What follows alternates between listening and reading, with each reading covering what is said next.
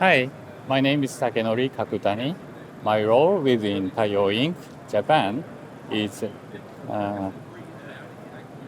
developing new business uh, con- by investigating automotive industry. In our company, so we are developing a new material. It's like a long time use heat dissipation material.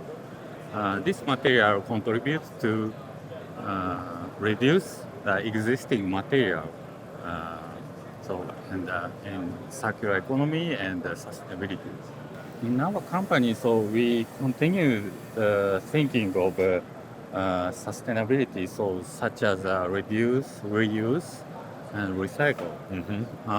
So yeah, and keeping around research and developing about about it. So finally, our heat dissipation materials uh, developed. Yeah. Yeah.